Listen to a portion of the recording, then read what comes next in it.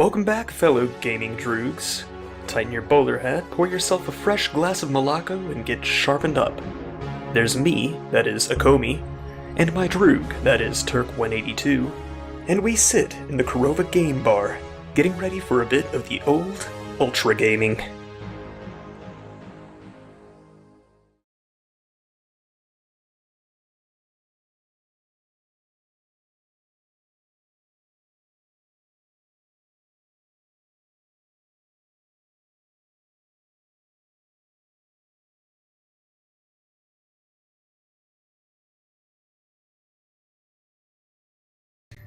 So I started looking at it from an artist standpoint, because that's what I do. I look at things as an artist does, because that's what I know. I'm not primarily a writer. I do some writing.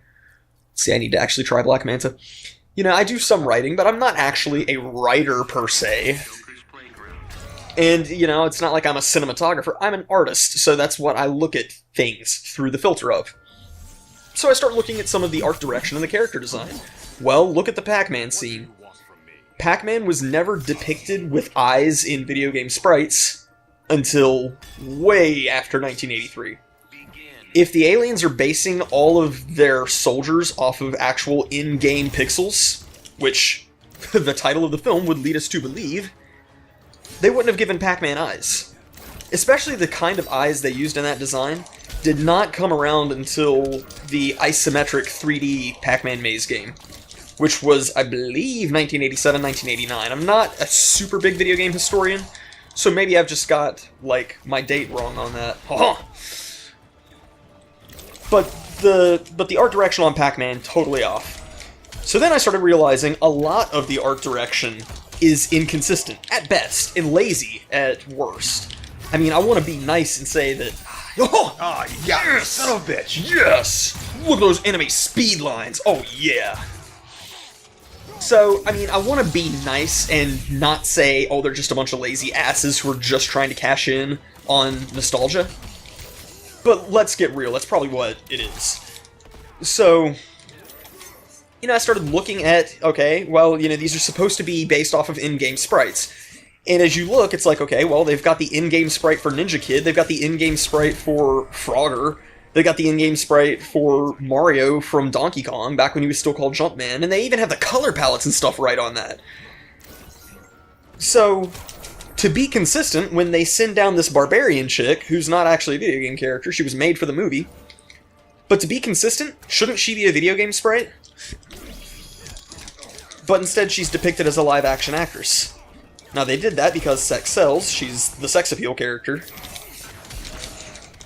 That missile should have been in your hitbox, but whatever. But if they're gonna be consistent with their art direction... Shit, where the fuck are you going? But, to be consistent, she should not have been a live-action person. She should have been depicted by an actress. She should have been a pixel. Because that's what the aliens' MO was. That's what they did with everything else. Even when they did it... Even when they were doing it wrong, and even depicting Pac-Man wrong, they still made him look like pixels. They don't make this chick look like pixels. Because that would be creepy if you went home and be like, oh, I liked her. Well, okay, we can get into that too, because at the end of the movie, she gets sent back to be the guy's wife. Or more appropriately, Q Bert turns into this chick to become the guy's wife. That's a little bit fucked up. Not his wife, his sex slave. His sex slave, yeah. Because let's be honest, that's what it's gonna be. Well, yeah. And, and think about it, she's a trophy, so she's a trophy woman. Trophy wife, whatever. My slavery. My slavery. And, it's bad enough, at first, as I was watching it, I was like, maybe they just, replaced Q Bert with her, and maybe Q Bert didn't actually turn into this girl. That's what I desperately hoped. And then it showed the scene where they had all the babies, and they were all baby Q Berts. It's like, no, he's actually literally banging Q Bert and impregnating him. It's so messed up. It's so sick. So there's that. So artistically, wait, so hold on. You saying there's that, and then you just wash right over that. Wait. So imagine you are the obstetrician there. All right, I'm starting to see. I'm not really quite sure what I'm saying. Oh my god! I mean, Congratulations, it's boy. Okay, can you imagine like so when they did like the sonogram, right? And they're like, okay, now we can see the what is that? I think we need to have a conversation about your child may not look. No, he's supposed to look like that. No, it's all good. It's all good. It's exactly what I look like. I'm gonna refer you to no. You can't just breeze right over that and act like that. Like there was like, hey, remember when those pixelated things and everything? Well, I decided to take one and bang it over and over again until it gave birth. And it's a huge problem. It's a huge problem. Not to mention that if the kids look like Q Berts, then that means it really is Q Bert. Oh, it's totally really. That would be like that would be like me putting like like cutting out like a picture of like I don't know Charlize Theron and putting it over like the head of an elephant and then just like having sex with it and be like, I'm nailing Charlize Theron. No, you're not. You're nailing Dumbo and he's just wearing a picture of Charlize Theron. Yeah, I mean the guy is Q Bert sexual. And, I mean, Q Bert as a character, I had a problem with. Because, like, okay, Wreck-It Ralph. I think Wreck-It Ralph is a video game movie done right. I don't even like 3D animated movies all that much. But, you know, I actually really liked Wreck-It Ralph, and I thought Q Bert was a very endearingly depicted character. He was homeless! He was homeless, which is sad, but... I mean, like, so good. Like, the way, like, he didn't speak English... He would just, make the little blurble sounds. Like a burble from, like, Thundercats? Yeah. He'd be like... and so, like, that's... so that's what I started, to expect from the character, I guess. Like, that's sort of how I came to see the character. Maybe that's my own fault for letting Wreck-It Ralph typecast the character. But... what they did with Q Bert's little, like, symbols and exclamation marks and @ signs and stars and stuff was they just made it him cussing. Like, they make some kind of a statement, I can't remember, I think it was Adam Sandler's character. Somebody says something and he's like, bull crap, and the stupid little exclamation points, question marks all appear over his head. Shit. So, it's like... I mean, Wreck-It Ralph just handled the character so much better. Just so much better. Oof. So, I mean, like, there's a problem with the fact, oh, we're gonna, like, make this barbarian chick your sex slave. There's a problem with the fact that, no, you're actually literally impregnating Q Bert. This beloved childhood property that many people still remember the game with great fondness for, and no, he remembers it with great fondness, too. I'm sure that nozzle gives great head. Oh, jeez. I'm trying not to think about it. Are you? Yeah. At least not until later. But, I mean, so artistically, it's a mess. It's just all over the place artistically. And so because all this is cropping up, I can't be merciful anymore towards, the bad acting, the bad plot points, all that. It's like they obviously haven't done their homework. This is why I say, this whole thing about, oh, this certain Galaga cabinet had a specific glitch, and I don't believe them. I think they just made that shit up to sound smart. And, if it were me making a video game movie... Bye-bye, baby. What? If it were me making a video game movie... Shit! Oh, man, you broke out just in time. Shit! Oh, you broke out just in time. If it were me making a video game movie, then I would do my homework on it. I would make sure everything was factual.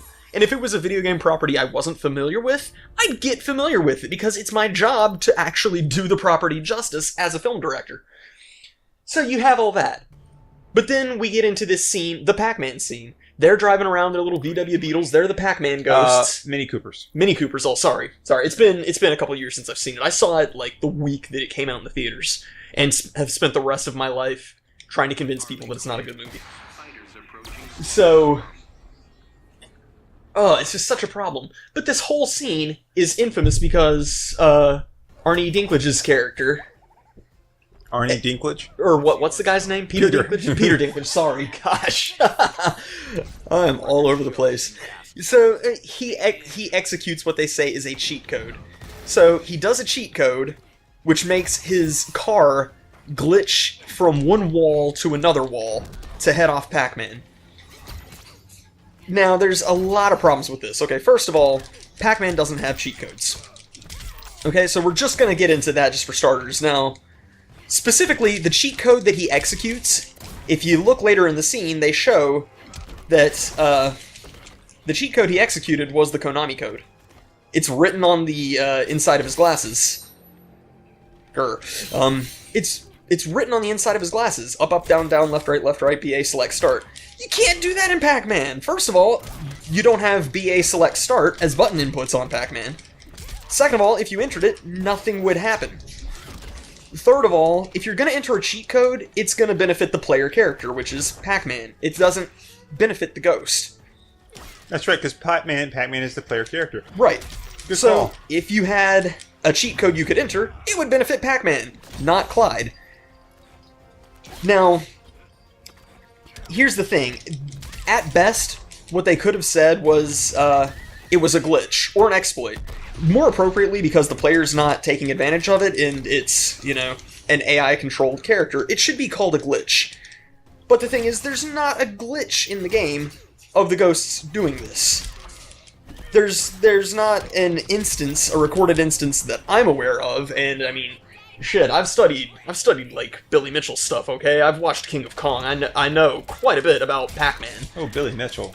He's a douche, okay? I have no fondness for Billy Mitchell. Oh, I thought I'd clear it. You're right, Tier. Wah, wah, wah, wah.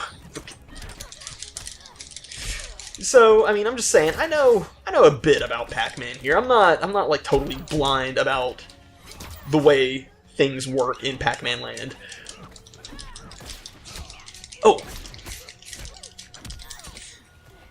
So, I mean, like, just that whole thing was just executed very, very clumsily. And that's being as charitable as possible. To say, you know, well, I guess you could say it's a glitch, even though it's totally fictional. Oh, I hope that actually hits, and it doesn't. Oh, it does! No, it still didn't do anything. Thank you. Son of a bitch. Oh! No! No! That was garbage. Freaking cheating me. Damn game's racist. DC does not care about the black people. That's right. So, just, to me, if you're going to be so specific with your setting, because, you know, you can be pretty vague with your setting. You can do like it and just say, oh, you know, it's sometime in the 80s. You know, I mean, people were playing Street Fighter in the arcades, people were watching, you know, some movies in the theaters, not going to be too specific about, you know, what, but it's enough to where you can extrapolate, basically, you know, it's the later half of the 80s. It's probably at least 1989, but they're not, like, harping on, oh, this is 1983, this is this specific generation of video games, and then just throw it all out the window 15 minutes later. It drives me crazy. It's like, if you're going to say, oh, he executed a cheat code, it's like, at least see if the game you're talking about him cheating at has cheat codes. It doesn't. Right. Pac-Man is built off of patterns. You exploit the patterns. That's how you win. You don't enter the Konami code to make the ghosts teleport around to where it's to your advantage. It's so dumb. So it's like, there's just nothing for the movie to stand on to me. Just nothing. Because you can't fall back on the acting, you can't fall back on the plot, and artistically it's an absolute freaking nightmare.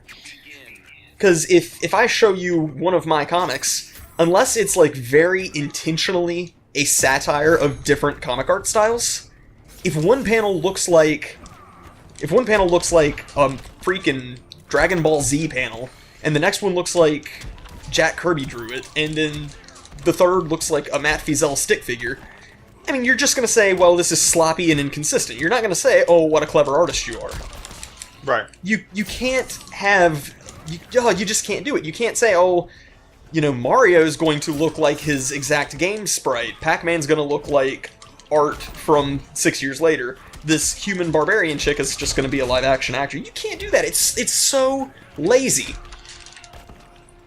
It's like lazy and careless at the absolute best. That's the most charitable thing I can say about it. Haha. Uh-oh. I didn't realize I had to be close for that one. Yeah, I thought there was more range to it.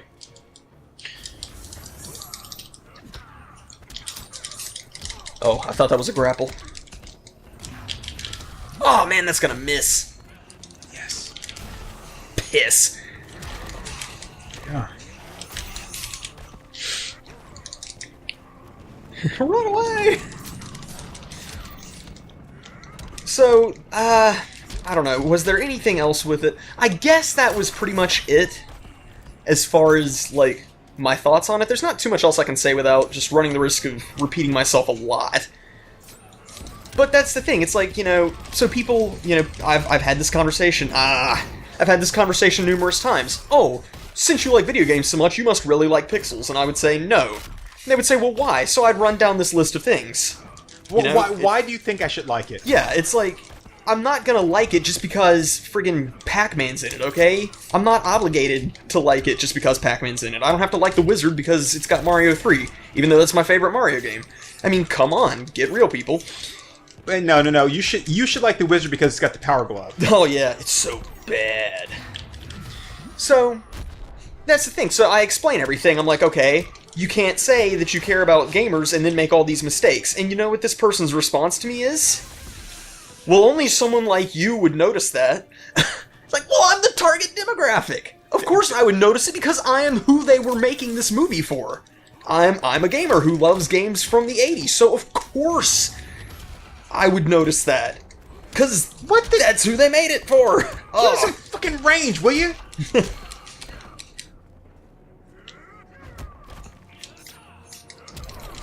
Oh, damn, I did a Jesus. heavy attack. I should have done a light attack. Bane! Get real, Bane. Get with it. But yeah, so I guess I think that's everything. And I'm a little all over the place, like when I was bitching about DeviantArt. And, I mean, ugh. It's like the stuff that I really feel passionate about when I try to talk about on the show, I get so disorganized in my thoughts that I just don't do half the job I want to do. But yeah, I mean, that's Pixels for you. I just don't like it. I just don't like it. Because the one thing that should be its redeeming feature, it fails at.